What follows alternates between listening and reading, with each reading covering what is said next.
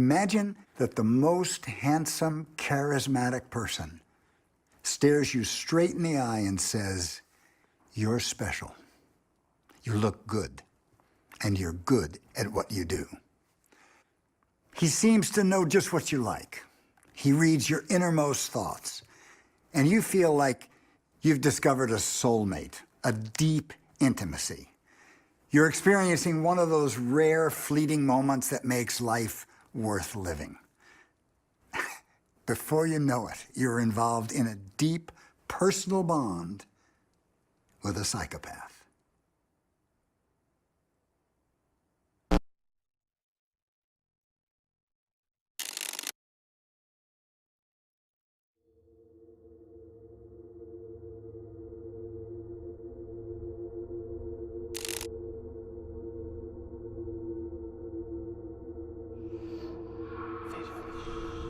What are psychopaths? Do you know any? Personally?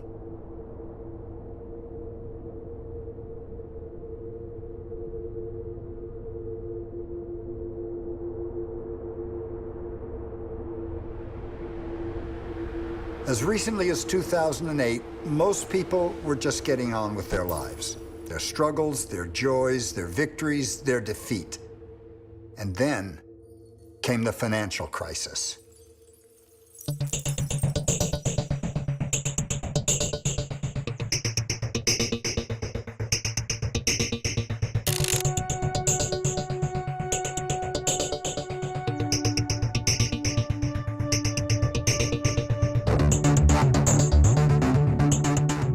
What shocked everybody is how it all happened so fast.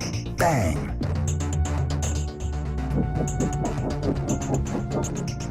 People lost their homes, their jobs, their life savings, an entire way of life gone.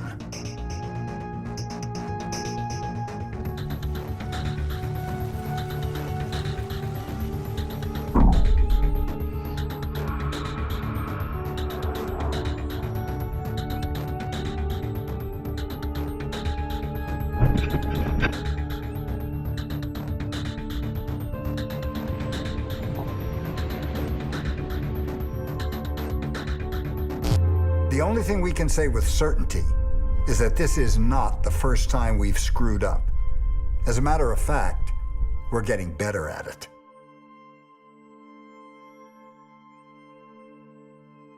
I'm sure you've heard a lot of people say that we live in unique times, that society is in trouble, that the situation's critical. The ancient Chinese said, "A fish stinks from the head." But is that true?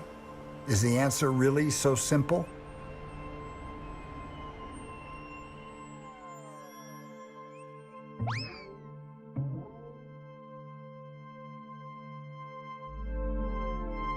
Did you make the mess? I didn't. So who did?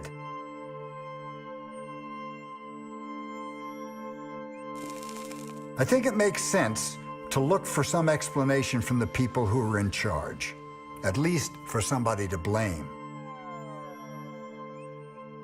At first glance, it does appear that the world's elites, politicians, bankers, business leaders, have all, once again, completely failed in their given roles.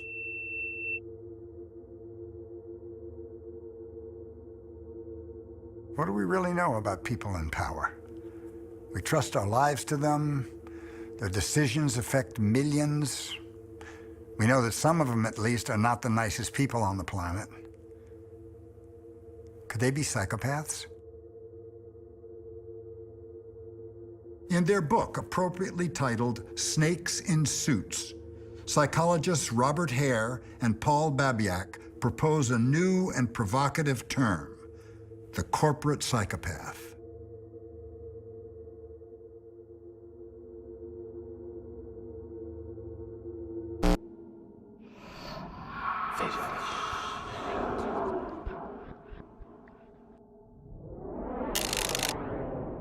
Psychopath means crazy. Crazy. Crazy person? A crazy person. Crazy person. Very crazy person. Creepy people. Psychopath? Her. Him.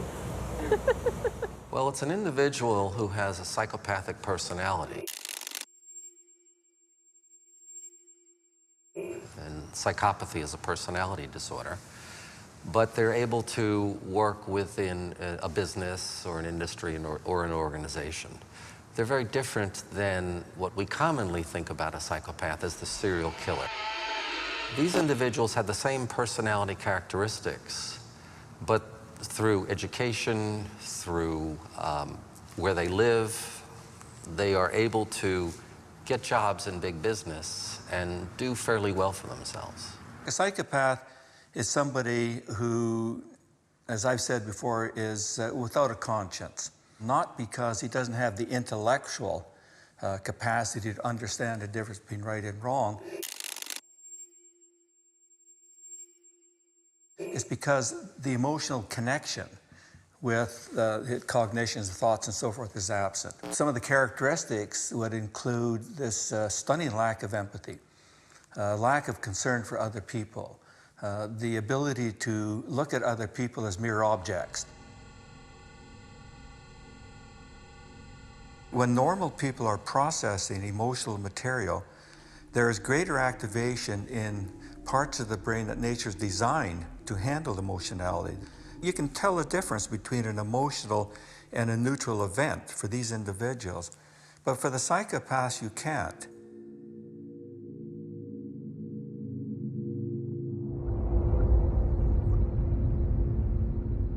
It looks like parts of limbic region, emotional brain, hippocampus, amygdala, don't function the same in psychopaths as they do in other people. These are individuals who are extremely egotistical, self-centered, lacking remorse for what they have done, knowing exactly what they're doing, and what they're doing is manipulating and deceiving other people for their own ends.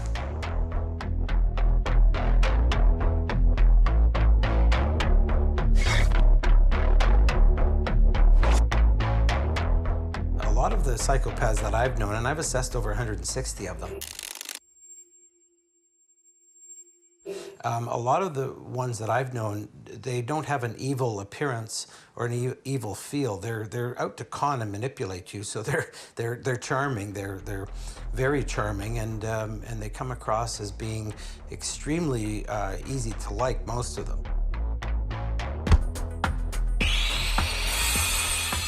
What you see in the movie is the dark side of the personality.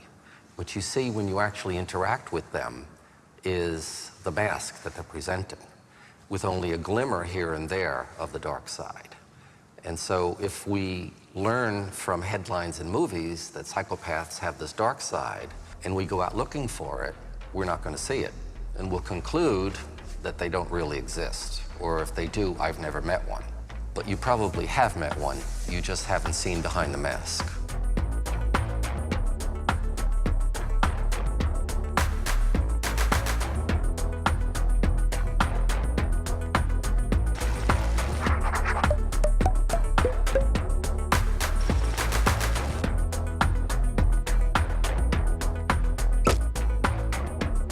Fundamental mistake that most people make, and this includes not only the general public, but people like law enforcement officers who are trying to interrogate somebody, is the belief, the feeling that everybody else thinks and feels the way we do. That if there's an emotional event, say, look at that, doesn't that just rip your heart out? And you expect everybody to get the same reaction, but the psychopath is looking at it, and for him it's a non-emotional event. When a psychopath is expressing an emotion, is it the Stanislavski method of acting? Is he actually feeling it, and he's able to project what's inside outside? And the answer is probably not. They're using facial expressions and hand movements, body language that seems appropriate to an underlying emotional state, but is fake. I consulted on a movie with Nicole Kidman called Malice, and she wanted me to go down to Hollywood to help her portray what appeared to be a sweet, loving woman, but who's really a psychopath. So anyway, she said, look, you've got to give me a scene. And I thought about it, and I don't know where it came from, but this is the scene I gave her. You've left your apartment, and you're walking down the street, and there's an accident. And then you look at the child who was on the floor or on the ground, hit by the car, bleeding, probably dying. But kneeling beside the child is his mother. And she's emoting, she's going through every possible emotion that would be appropriate for that particular scene. And instead of watching the child and being horrified by the whole thing, you're kind of impassive, clinical, you watch the mother. And then you look at the child, back at the mother.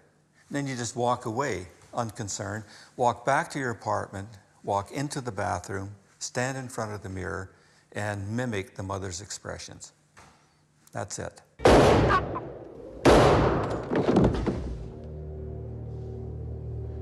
The psychopath has learned that there are certain facial expressions, forms of body language that are associated with what other people say is a particular emotion. Okay, I get psychopath. What's a sociopath?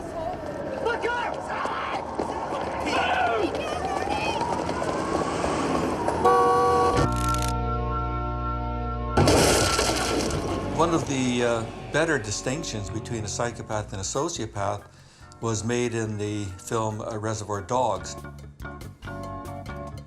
And Harvey Keitel says, you know, I rob banks, and if I have to kill 3 people, that's my job. I don't like it, but that's what I have to do. Psychopath ain't a professional. Can't work with a psychopath. That effing psychopath over there, the other individual, he likes to kill. You don't know what those sick assholes are going to do next.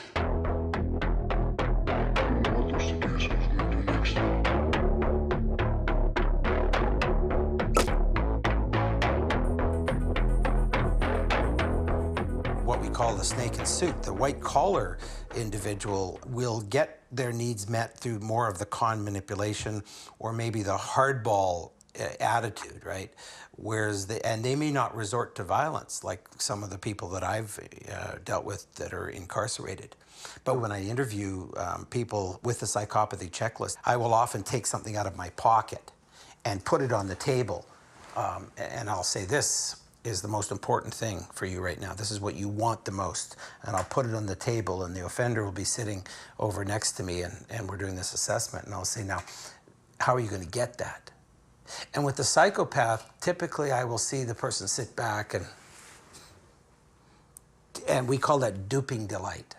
They look like, this is a little game. I'm gonna take you on this game. They're very competitive. They'll say, well, I'll ask you if I can have it. And I'll say, no, you can't have it. Well, I'll try to buy it off you, and I'll pick it up at that point because I know they're gonna grab it off the table if I don't. And I'll say, it's not for sale. And then I see that smirk again, and it's like, I'll get it. Well, how would you get it? And most of the time I'm assessing them, so they're smart enough to not tell me how they would get it, but they just look at me and say, I'll get it.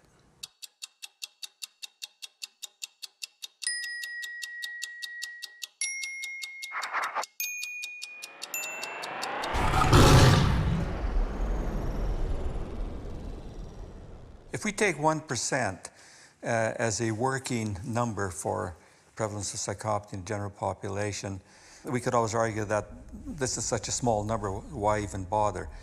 The problem is that these people move around a lot. They're always looking for victims, and they find them. So they go to the watering holes, to the feeding grounds, they go where the action is. Chances are that virtually everybody in our society is going to come across and be affected, influenced by 1 or 2 of these people in his or her lifetime. Doesn't sound like a big number until you think that that's 1 in 100 people. In the average movie theater, when you go to see a movie, you're sitting in a room with 100 to 200 people. So it's quite possible for you on any given day to bump into somebody who has a psychopathic personality.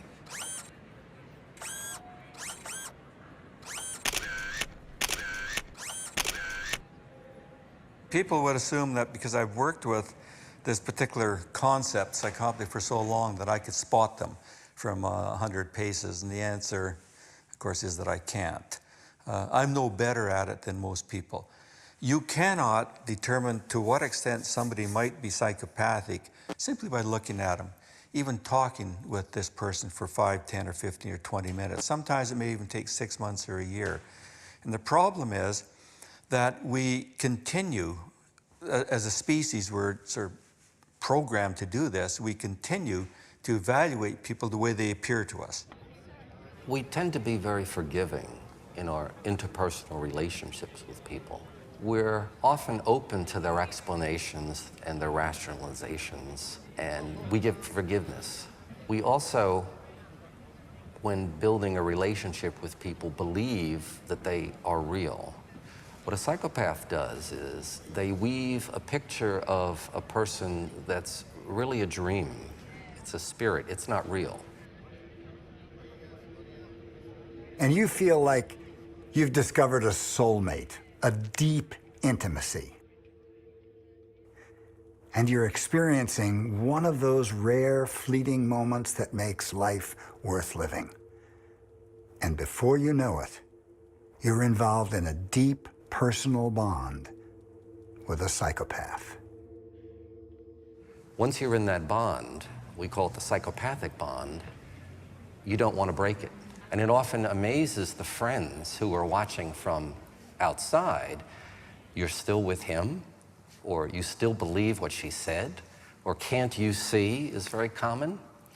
And they really can't see because of the strength of the bond that's been built. Now, when the psychopath is done with you, they leave. They've never had a bond with you. It's all been a game. And so they just stop playing and move on to the next target. You're left with all these open wounds because you thought you had a relationship with this person. And it could be a business relationship, it could be a business partner, it could be somebody who you're married to, or a personal relationship, it could be a family member. And when it breaks, it hurts. And that's the psychological and emotional abuse that a psychopath, feeling no empathy, no remorse or no guilt, just moves on to the next target. It's the guy in the movie, what is that movie? Where he's in the shower and he kills the lady. Horror movies about him. They kill people. Insane. Murderer. Killing. Maniac. Criminal. Killer. Somebody like Charles Manson.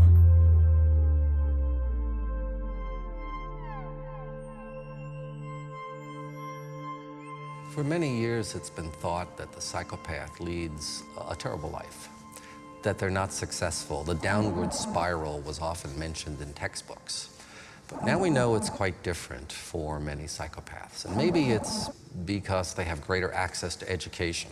Every psychopath that I've met has had a college degree and a couple have had PhDs. So there's greater education. There's the ability to look corporate, to look like a business person, as opposed to what one thinks of as a serial killer.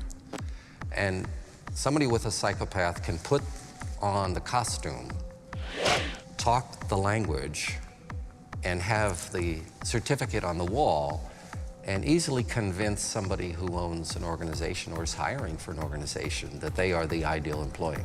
Over the years, we've coined the term corporate psychopath to describe this particular individual. They share the same personality disorder, but we want to make them somewhat distinct so that people don't confuse the serial killer with the corporate psychopath.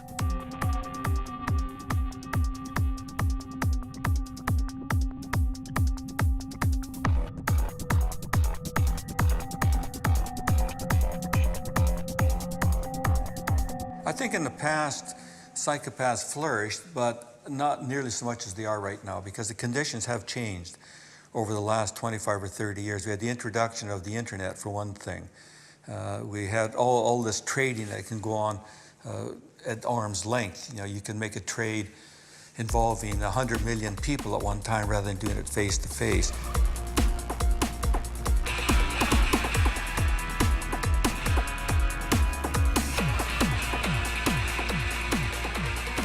We have the collapses in the financial world, starting in the United States and other parts of the world now.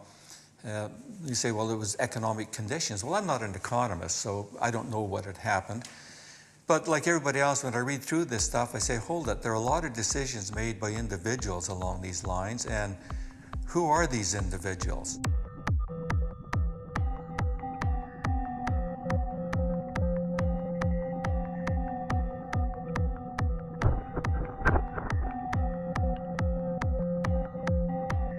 It would be very difficult to identify who they are because they blend in. When you are talking about making a business decision, most businesses are risk averse, or they want to manage the risk when they make a decision, whereas a psychopath will do something risky just to see what'll happen.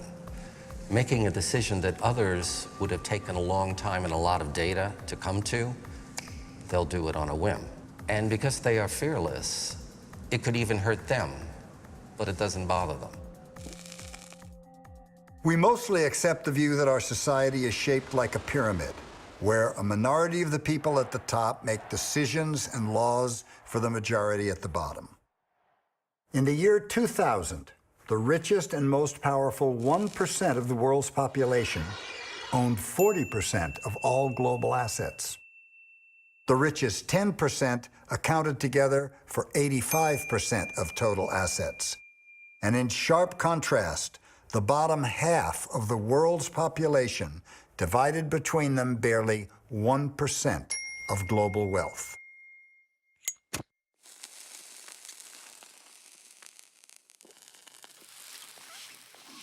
Now, it's not surprising when you remember the game of Monopoly. At the beginning, all the players start out as equals, and in the end, one person owns everything. Few people today know that the game was invented to demonstrate the strong tendency to concentrate wealth in the hands of a few. It goes to the inner roots of capitalism. With wealth comes power. You can't talk about psychopathy without bringing Bernie Madoff up. Now, I don't know whether he's a psychopath or not. I haven't evaluated him. I don't know of anybody who's done a formal evaluation on him. But anybody who can destroy the lives of tens of thousands of people, including close relatives and friends, is not your normal, loving kind of guy.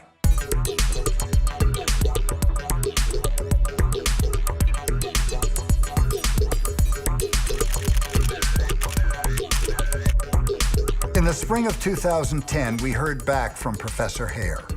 For the first time in history, his team was able to fish for psychopaths within the highest ranks of management at Fortune 100 companies, at the very top of the pyramid. We have a new study looking at corporate psychopathy. It's the first empirical study of this sort. Now, we had all sorts of anecdotes and we speculated, and even in Snakes and Suits, we would talk about individual cases. It's unusual because, to my knowledge, it's the first study that was able to use a well-validated measure of psychopathy with a lot of high-level executives. We have access to 203 senior management executives, people who were selected to go on to further management training. They were considered fairly high potential individuals. The results are actually rather fantastic. The distribution of psychopathy scores in this population of high-level executives is about what you expect in the general population. What differs for this group is that there are more people with really high scores. And some of them, I think 8 or 9 of the 203, had scores as high as the threshold that we use for research purposes to diagnose psychopathy, that is 30 out of 40. And this was kind of surprising to us, and we had a lot more who had scores of 25 or higher. These are very high scores.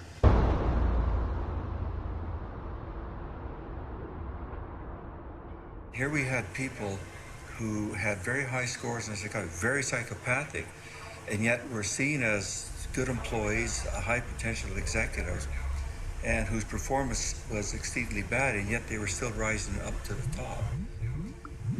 We had several people who were vice presidents of their corporations. We had others who were directors and supervisors, high-ranking positions, and yet they had all the characteristics and qualities that should actually doom them to fail.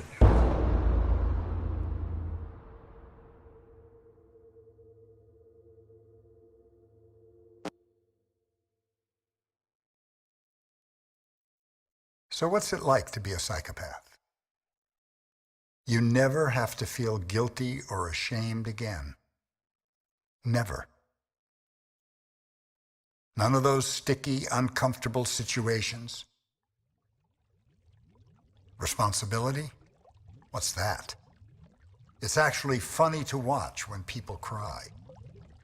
All you need is to smile at them, and they'll think that you're the nicest person in the world. You're so cold and analytical, and they don't even have a clue. They can never guess what's going on inside your head. You can do anything you want. What happens in an organization is that the psychopath can mimic the high potential employee. And so they hide amongst this group of individuals. And high performers in organizations tend to get more resources, they get more training, they get bigger projects, bigger budgets, more staff.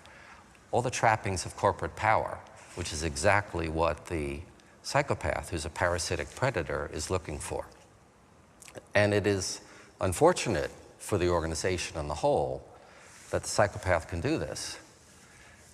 What happens in that small group is that the psychopath realizes that all of the other high potentials are rivals or potential rivals and begins to take them out through manipulation, lying, backbiting, all of those kinds of behind-the-scenes activity. The organization then begins to lose this cadre of high-potential performers. They either leave of their own volition, or they're set up and they're fired, or they're sent to another division where they're out of the way. And then the psychopath has taken control. So yes, they do have an advantage because of their personality. And it really is up to the organization to set up some control mechanisms, some monitoring mechanisms to be able to differentiate the true high performer from those who only look like that.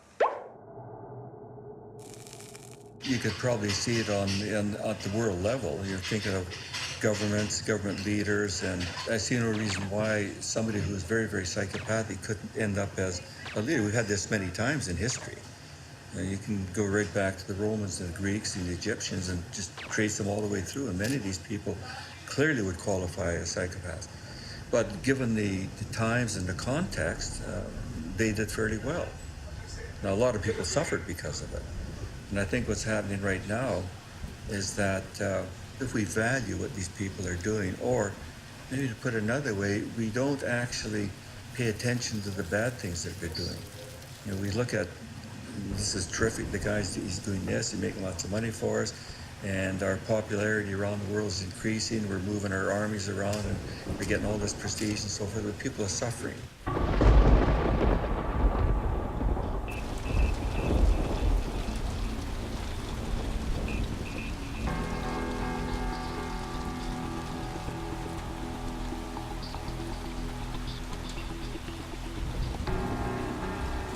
Okay, so what you already subconsciously knew has been proven, that the world, to some degree or another, is run by psychopaths.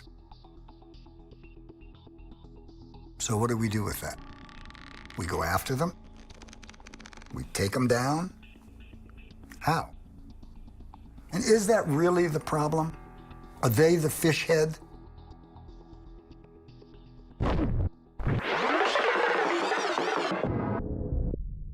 Given a choice, you might want to be one. I mean, or at least a sociopath.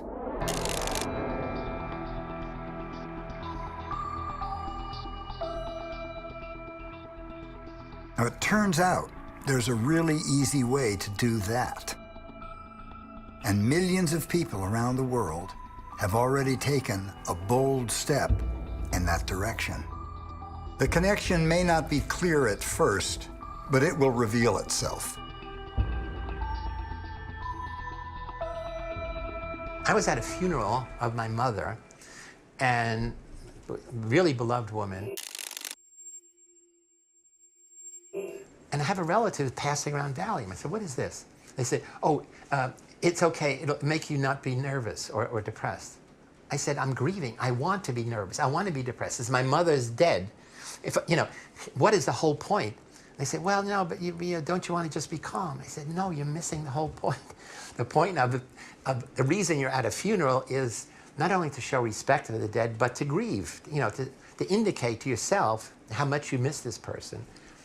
And they couldn't even understand that message because their whole orientation has been so undercut, so brainwashed, if you will, by the pharmaceutical messages, whenever there's a problem, there's a drug for it.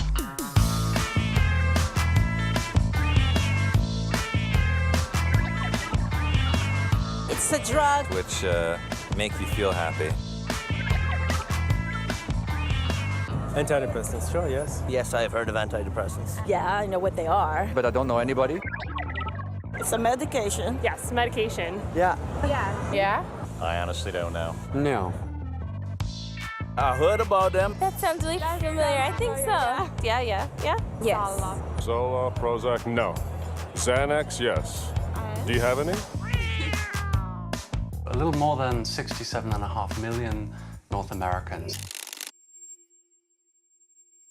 have taken a course of SSRI antidepressants, which is a phenomenal situation. I do not have any personal experience now. None. I'm a very happy person. Are you? No. I'm a happy person. No personal experience. Not personal. No personal, no. No. No. No. No. No. No. No. No. No. No. Personally, no. But I know people who have had experience with those type of things.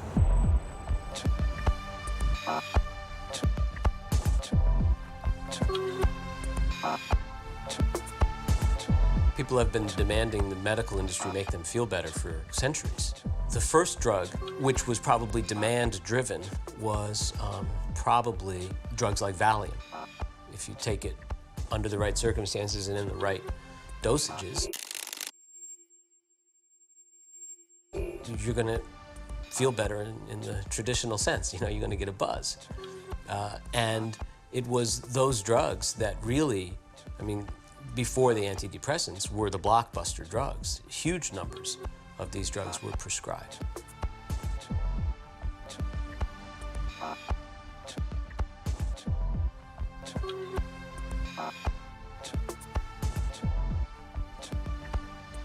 Valium cut through to the masses. It's an anti-anxiety agent and a very effective anti-anxiety agent with a lot of side effects, and it's very addictive. In the beginning, a little bit like Prozac, they thought that it didn't have many side effects. In 1987, when Prozac was approved for the market, it was promoted very heavily, but it became a blockbuster drug, in large part because the media just set off a phenomenon, the Prozac effect. It was on the cover of Newsweek in the early 90s. There was a very famous book called Listening to Prozac. Sales hit $1 billion, then $2 billion. $1 billion in sales, it represents what they call a blockbuster drug. Another critical moment that sort of brought it to the level that it's at now was the television marketing of drugs. Television ads for drugs were illegal in the United States until the late 90s. And that brought Prozac and Paxil and Zoloft into people's living rooms sort of on a nightly basis. Everybody with a sort of passing anxiety or depression or seasonal affective disorder can be potentially medicated or potentially diagnosed. You know, sibling relational problem, which is, having problems with your brother or sister. And to me, that's not psychiatry, that's not dealing with mental illness. The concentration on schizophrenia, on major depression, on bipolar disorder has been, to a large degree, diverted to the everyday anxieties, but we've diagnosed them and medicated them in extraordinary fashion. I don't know anybody that's depressed, but I do know that the people that do take them, they work for them. If they don't take them, they go back crazy. That's just about all I know. Well, it's just a mess being on antidepressants. They create as many issues as they solve. Oh, my father. He's another one. My father was on Prozac for a while. One of the ways that Prozac became so popular and the way the drug was marketed was that it would allow you to function better and to be more effective in a competitive society and sort of attempt to master those fears. For mild depression, or the appearance of mild depression and the medication of that condition, the stigma is so far reduced that it's actually kind of cool, to be depressed, to be fucked up and messed up and stressed out, and concomitantly to be taking drugs for that. There is a consequence. These are serious drugs. And you see it on college campuses where it's become so little of a big deal that it's almost dangerous. In addition to the recognized problem of increased obsession with suicide, a litany of further side effects that actually when you compare those with the fact that people sometimes have been prescribed a drug because they're afraid of going to parties, the whole thing just becomes so surreal. How do you say, okay, I'm prepared to risk renal failure because I'm a little shy when I go to a party? I mean, it's absolutely absurd. I get it. People are taking these drugs which have a dubious effect, and they're taking them when they don't really have anything wrong with them. Why do I care?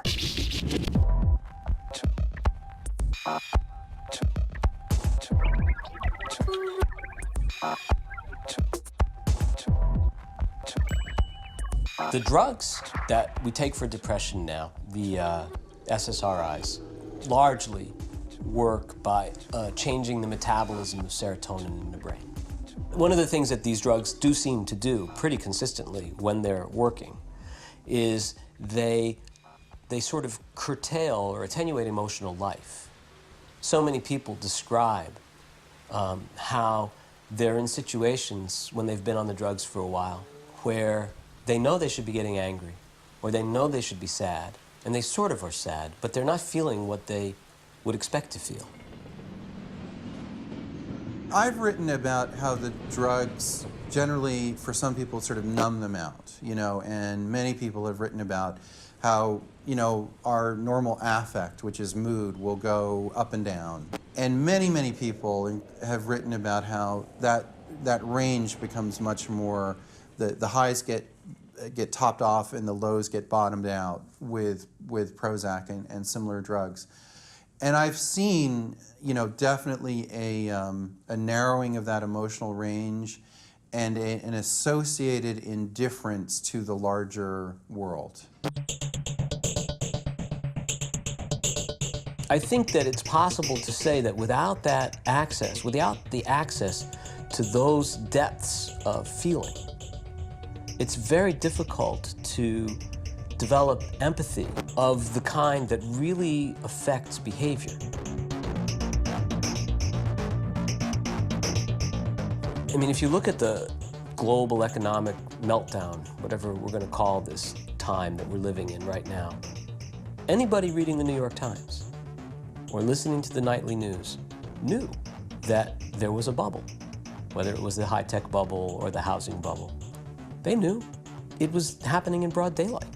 So what allows people to stand back and watch that happen? It's interesting to see this. And then if you add to that the fact that the particular nature of these bubbles is that it's all form and no content. It's all ambition, it's unbridled speculation, and it's fueled by what? By confidence. If you go and you look at what people experience when they take these drugs, what they experience when they take these drugs is an upsurge in feelings of well-being, confidence, resilience, the ability to sort of take what comes and not let it lay you low. And I think that it's possible to assemble a picture where it at least bears investigation what these two phenomena have to do with each other.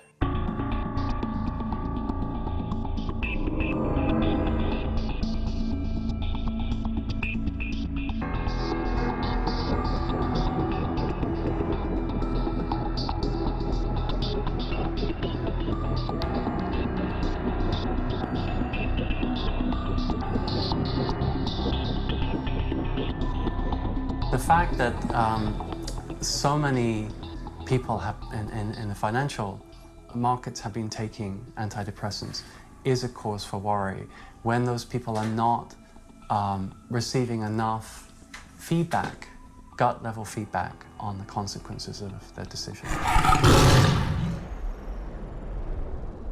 Speaking personally, because I've taken the drugs, fear seemed farther away. It seemed like coming from a different place. What I described is something that bothered me before the drugs, before Prozac, that felt like a steak knife if it was on my cheek, felt like a butter knife. And so the sharper things in the world went from steak knives to butter knives. The issue of emotional blunting that is widely known to be a side effect from SSRI antidepressants becomes very worrying in those contexts because those people need to feel a certain amount of feedback, as it were, perceptually with their actions. It's one thing to know it cognitively, in theory. It's another to feel it viscerally. I am trading billions of dollars with this transaction. Is it wise? Is it cautious? Have I correctly interpreted everything? And the body, the mind needs that kind of feedback.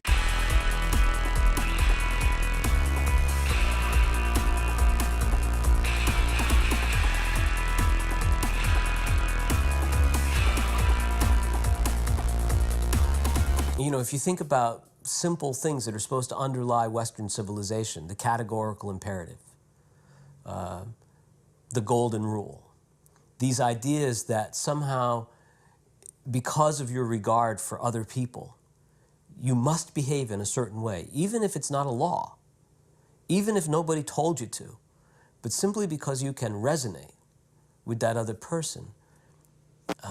I think we need access to our full range of emotional experience in order to do that. So it's still a leap from saying that to saying that the drug amplifies or even causes sociopathy. But it's a very suggestive link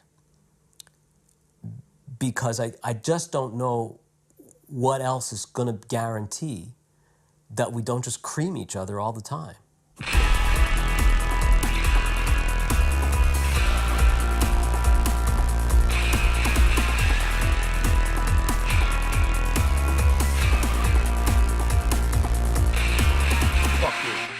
Fuck you. Fuck you. Fucked up.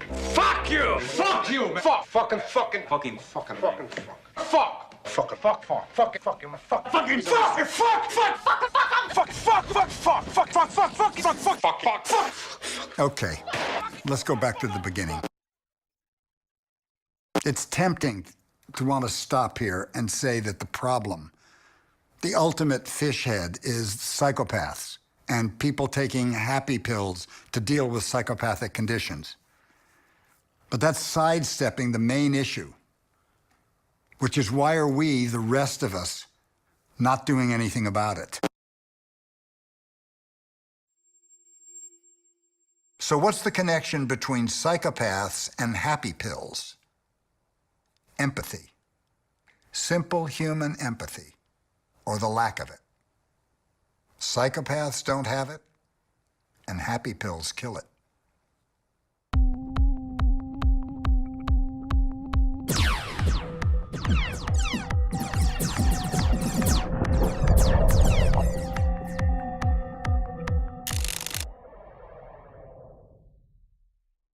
For me, what's interesting is I wrote a book called The Lucifer Effect, and the Lucifer story is identical to the Adam and Eve story. And they're both stories about the horrific consequences of disobeying authority, God. You could be God's favorite angel and become the devil. You could be God's favorite human and be cast out as a traitor, as an infidel. And so that message, which is really deeply impacted, certainly in Western civilization, leads us to be blindly obedient to authority. So the famous research by my colleague Stanley Milgram shows that at least 2/3 of all people, of all ordinary citizens, when told by somebody who seems like an authority to physically punish someone else, They blindly obey.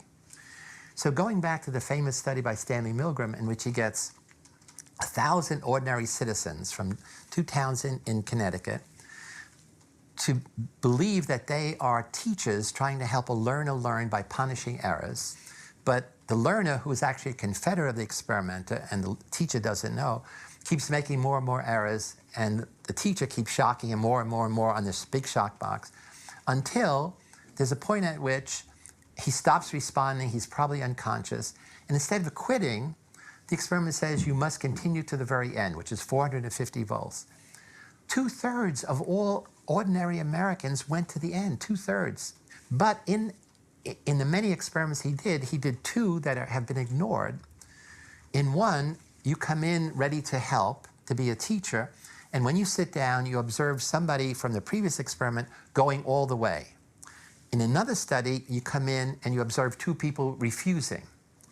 So they are 2 social models of evil and good. And you know what happens? If the base rate is 60% who blindly obey, when you see somebody go all the way, it becomes a negative model for you, and 91% of all the population in those studies go all the way. But if you see people rebel, 90% refuse to go on. And so this is something we have to deal with. Why is it that it's so important for most societies for people to blindly obey authority? To blindly obey authority means be mindless, don't be mindful, don't do critical thinking, just do what you're told. And that then links up. If parents say, mind your own business, don't get involved, don't think too deeply about it, just do what I say.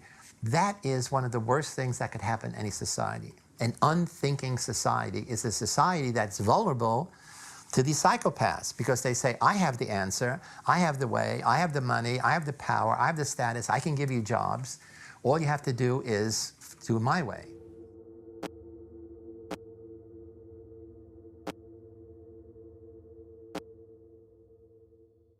Long before the corporate psychopaths, there was Hitler and Stalin and the others, and those totalitarian dictators had the same message. Give me your power and I will give you security or the illusion of security. And all you have to do is do what I tell you to do. Many people are willing to give up freedom because it has associated responsibility for the illusion of security. For somebody to say, okay, you're a good boy, you're a good child. Now go play in the corner and don't bother the grown-ups.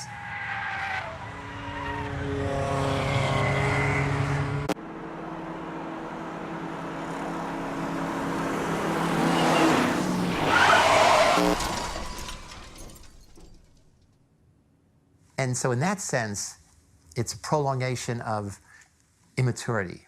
That is, as children, authorities, most parents, most teachers are good. Following their lead is good.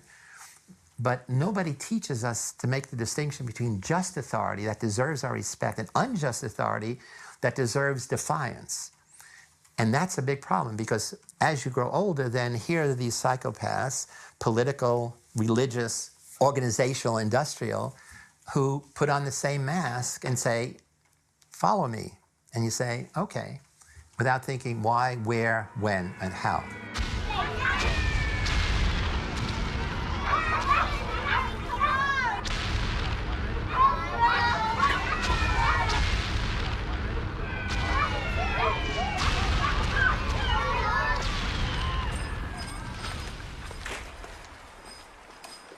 Well, I think the first thing I'd say to people is pay attention to your gut. I think a lot of people ignore the gut feeling, the instinct.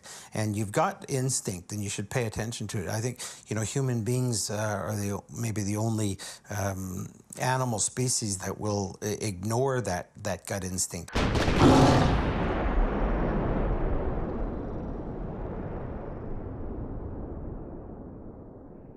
The problem isn't that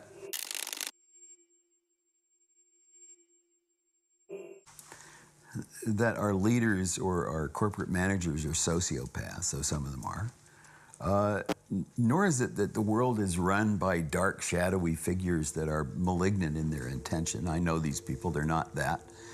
But the organizations themselves and the systems are sociopathic. You can't expect them to have a conscience. You can't expect them to have a heart. You have to live within their nature. You can't regard nature itself as being evil. Nature doesn't have a valence. What does have a valence is the human heart and what it can express itself around through widening the circle of empathy.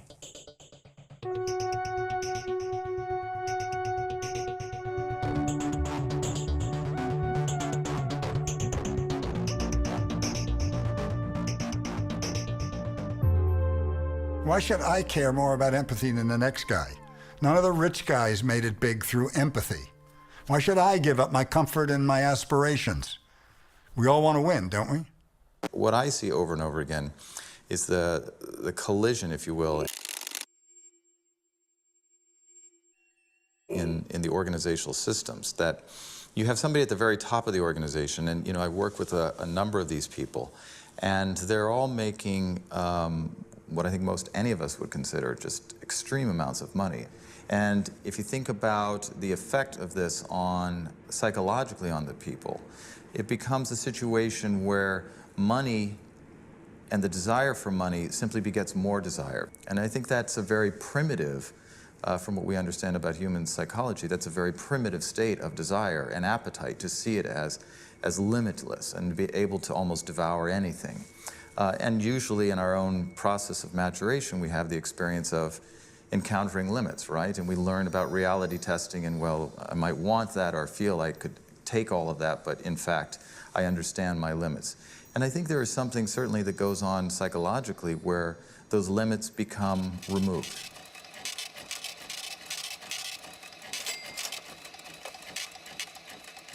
These are crazy times, and people are crazy within them, and institutions are crazy within them, and this is how it will be as we try to adjust to the idea that everything we know is wrong. But I think there are some things we can do to make them better, and one of them is to give up on the pursuit of happiness, in the sense that happiness is something you get from more.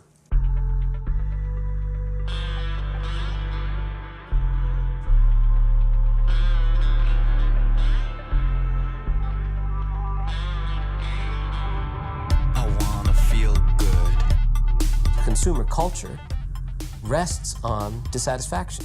When we long for something, our notion of that is that unless we can get it, we're never going to be happy. And in the consumer society, the fact that you can't get it means there's something wrong with you.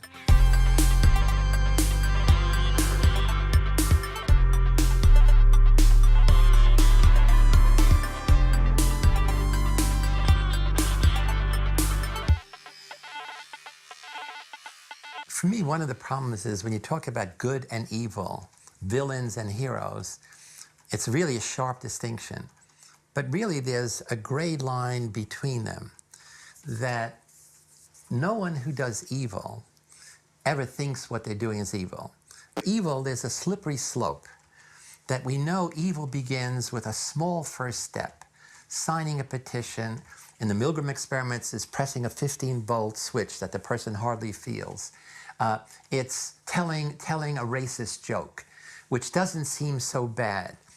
But once you do that, once you cross the line between good and evil, then it becomes easier and easier to take the next step, the next step, the next step, until finally what you're doing is now irrefutably evil.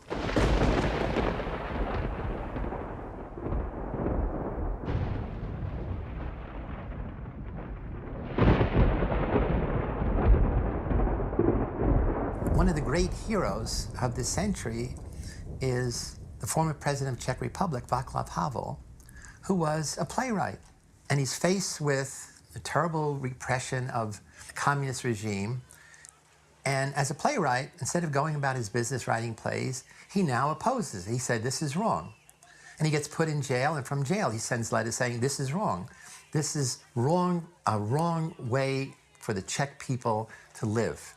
And ultimately, he was able to persuade millions of people to change their passivity.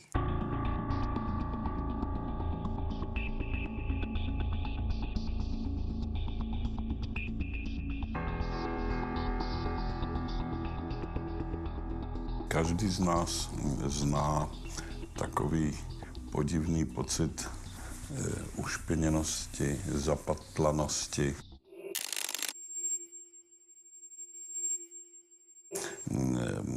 Pocit, který se nazývá výčitka svědomí. Když uděláme nějaký kompromis, o němž si nejsme jistí, jestli byl dobrý, tak na něj myslíme znovu a znovu a trošku se vlastně trápíme. I když ten kompromis nám možná usnadnil život ve srovnání se situací, která by nastala, kdybychom ho neučinili. Ale já osobně u sebe pozoruji to, že když se zachovám statečně, je to vlastně ze zbabělosti, protože se bojím, že se dostaví ten pocit té zalepkanosti, že jsem něco udělal špatně, že jsem udělal nežádoucí kompromis, že jsem uhnul a naopak, když něco udělám, u čeho vím, že jsem to udělal správně, tak mám až takový pocit lehké euforie. Před letošním 21. srpnem jsem řekl, že ještě nenastal okamžik, kdy jde o vše a je třeba vložit do hry celé své srdce. Mám pocit, že takový okamžik nadešel dnes.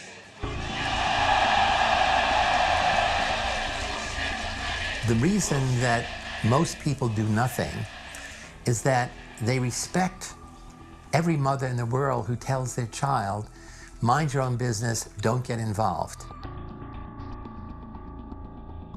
People get programmed not to look at evil, to mind their own business, not to get involved, not to take the heroic action. And essentially what it is, we're also being programmed to be egocentric.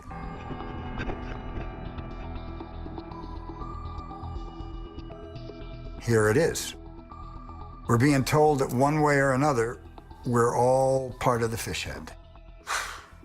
Well, even if we accept that, I mean, what is there to do? It's so big, there's nothing we can do. And if we're all going down, we might as well take a few pleasures along the way. Or can we maybe turn it around? Is there hope? Maybe. And maybe the hope is the same as the reason that we're in this mess together. Because we are in it together.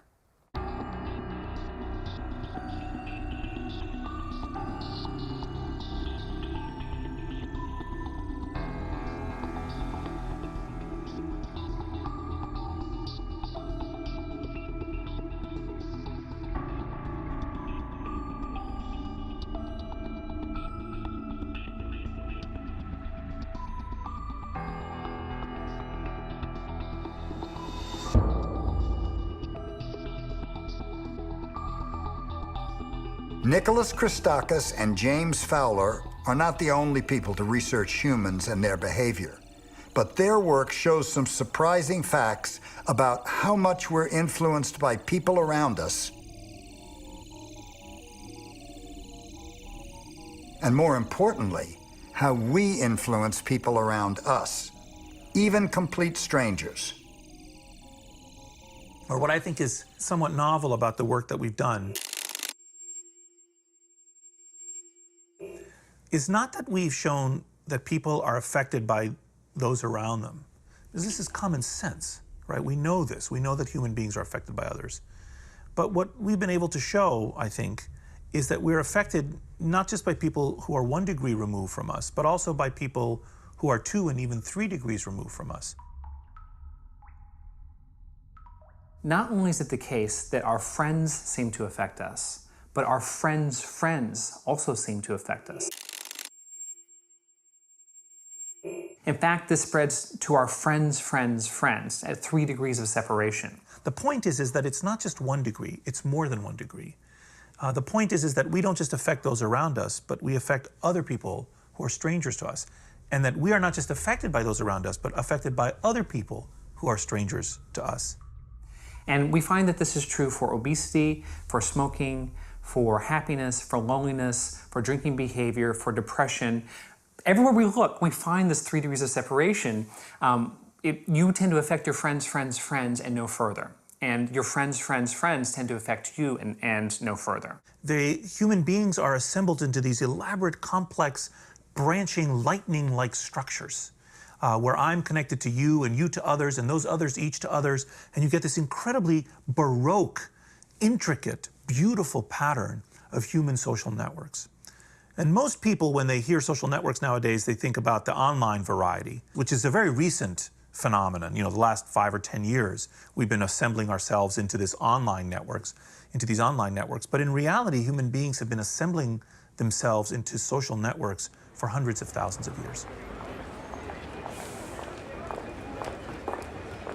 Even though the results of their study have been verified, there are still those who remain unconvinced. Especially in countries like the United States, where individualism is so strong, I think a lot of people think that they're the captain of their own ship, that they're making these decisions independently. And I think what our research really shows is that we don't make these decisions in isolation. We do make the decisions, but we're strongly influenced by the people that we're surrounded by. And it doesn't end there. It's not like our friends are operating under some different physical rules. They operate under the same rules that we are, and they're connected to people that we're not. And so it makes sense that we would all be connected in this way. You know, it's like a herd of buffalo. If you're in the middle of that herd of buffalo and the buffaloes on the edge start turning to the left, that's eventually going to reach its way to you, and you're going to be turning to the left with the rest of the herd as well. A lot of people looking at the work that James and I have been publishing over the last years have said that in some sense, our work delivers a whack to free will. That what our work shows is that people are not as incapable of independent decision-making as they thought. In fact, even things so deeply personal as your emotional state, or who you vote for, or what your body size is, would appear to be influenced to a significant extent by those around you, even people you don't know. And that in some sense, therefore, we're not capable of as much free will as we thought. And that we are not as free to make choices as we thought, that we are influenced by others.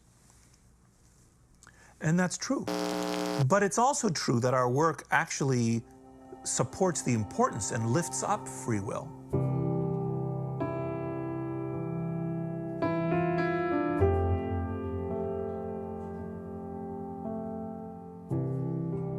I believe that behavior is changed by having a social norm which says, this is the way we behave. This is the way it's acceptable. This is the way it's appropriate to behave. One of the fundamentally interesting things about human social networks is that networks tend to magnify whatever they are seeded with. So they will magnify germs, they will magnify fascism, they will magnify smoking, drug use. 20 years ago, if I was in a room with 10 people smoking and I was the guest of honor, I would have to leave the room when my eyes teared up. And when I wiped the tears away, I came back and they said, okay, now we can go on with the meeting. The social norm was smoking is okay. Now, if one person lights up, that person has to leave the room. Or now, in many, certainly in America, and certainly in West Coast, nobody lights up in public. So social norms are critical. So how do we change the norm away from me first to us first? So by promoting the notion of ordinary heroes, everyday heroes, we give the world a new social norm to say, your task in the world is not to seek power for yourself, it's to seek power for other people.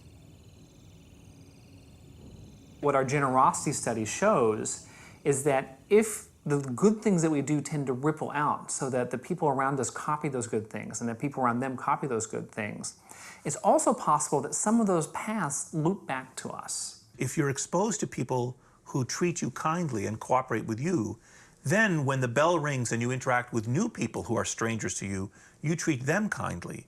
And then when the bell rings and those people interact with still other new people, they treat those people kindly.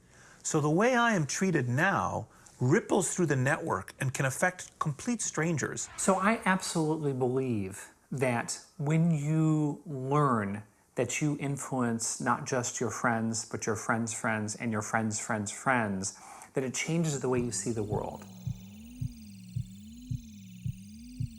When we looked at how happiness spread from person to person to person, and when we saw that it spread 3 degrees of separation, I started making a concerted effort to change my mood when I walked down the street and came home. James gives the example, which I agree with, that on your way home from work, if you make the effort to regulate your mood to the extent that you can. I would put on my favorite song, even if I was in kind of a bad mood, to try and just give myself a temporary boost so that when I walked in the door, that I could make myself happier and therefore make my family happier and everyone in their lives happier. If you see that, Betty is kind to Jane and Jane is kind to Sue and Sue is kind to Robert, you can see the signature of Betty's kindness to Jane in Sue's behavior with Robert, even though Sue and Robert never interacted with Betty. Well, this is all very nice, but, I mean, how do we know that doing something for others is worth the effort? Unless we're sure that it's going to pay off, we're probably not going to do it. I mean, we can cut our smoking, but does that mean that we can turn the world around? Do you think that being moral actually pays off? Yes. Yes. Absolutely. Absolutely. Definitely. Definitely. Definitely. Depending on the situation. It's as contagious as anything that would be bad, too. So I think the more we all do that, the more we spread it around. Everybody has the power to do so. It starts on me and passes it on to others. The reason why morality pays off is because we have an influence on the decisions of people around us. When they copy our moral behavior, then this is going to spread through the network, and it also will have this tendency to ripple out and bounce back towards us. We surround ourselves with people who are doing good by doing good ourselves. And when we live in that kind of environment, I can't help but think that this is the way that we succeed, that we survive, that we reproduce these ideas, and we create a better future for ourselves.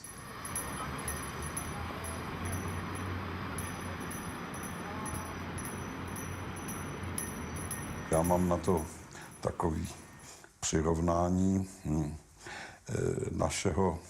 našeho příběhu, českého příběhu, kdy ta opozice, ti disidenti takzvaní, byli všemi považováni za blázny, protože se to zítra nebo pozítří nezmění v nějaký konkrétní úspěch, to jejich počínání.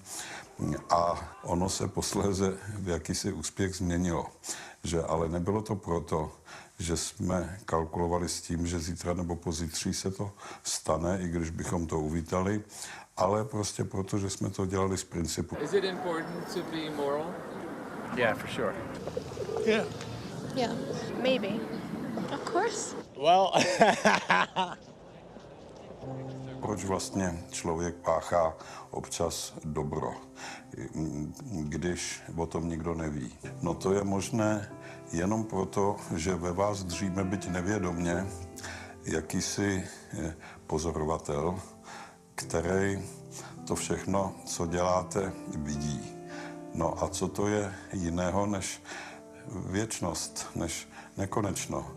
Něco, co přesahuje všechny myslitelné horizonty našeho počínání.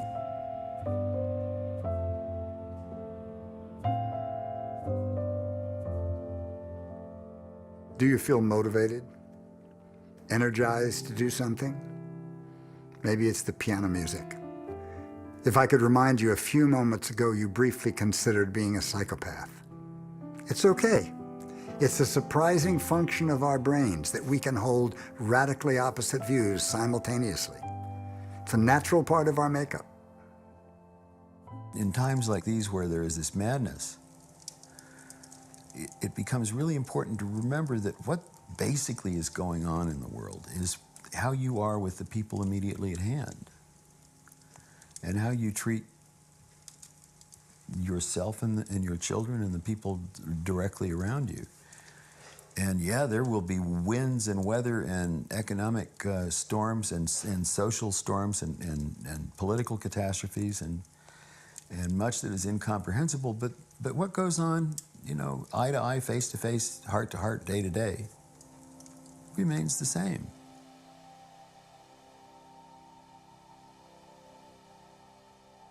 Všechno začíná u drobných věcí. Nemusí člověk vymýšlet vize lepšího světa.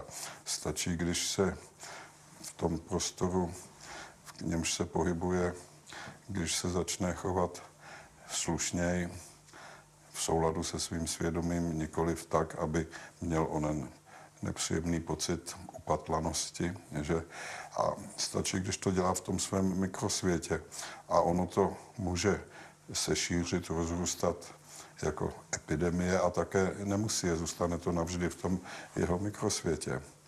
Ale stojí to vždycky za to.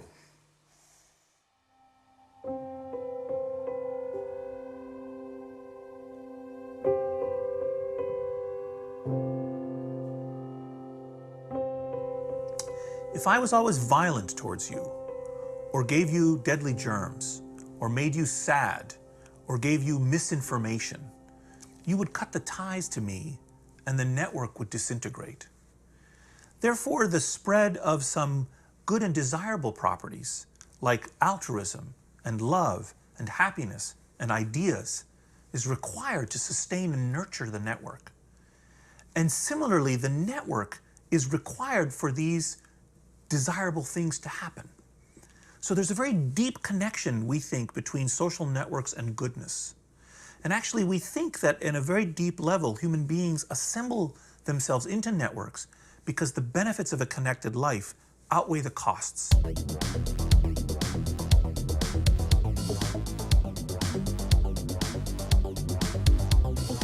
I've been studying the human condition for more than 40 years, focusing primarily on what makes ordinary people get seduced into evil. But now I realize, and I'm aware that most ordinary people are really basically good. But they're good and passive. They're really not going to get seduced to evil, but they're not going to be willing to put in the energy to be a hero. And what we're trying to do is create a social movement in which we want to give voice to the silent heroes out there. Because there are many people who have the potential to be really important heroes, not only for their family, for their neighborhood, for the community, but for the nation. And so in the audience out there are many Vaclav Havels who are living in environments where there is injustice, where there are drug cartels, where there is corruption of various kinds, where there's bullying in almost every classroom. And it's our job to help amplify your silent voice. And it's your job to be willing to step across the line, to take action, to say, this is wrong.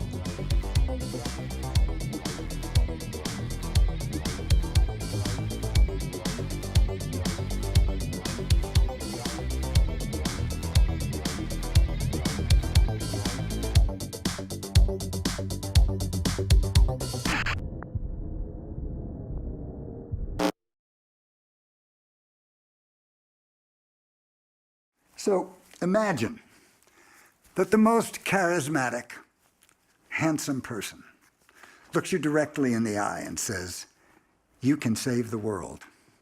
What would you do? We can deal with the fishead if we remember that we're in this together. And we stop looking at the top of the pyramid where the celebrities and the leaders are, and we look side to side. The advantage of being in a herd is that when as few as 5 to 6% of the total population becomes aware of something, like danger, for instance, nearly everyone becomes aware. And our success is going to depend on the answer to two questions. How many are we? How close are we to the 5 to 6%? And what will you do?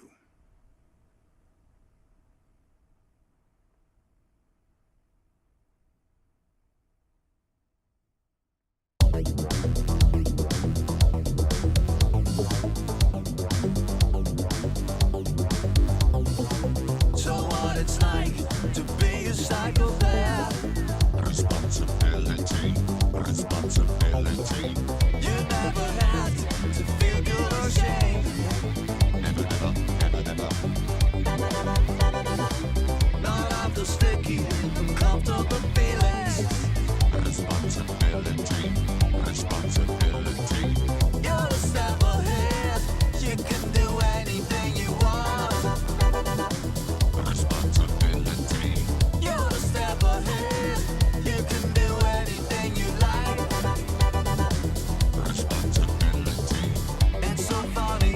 to watch people cry.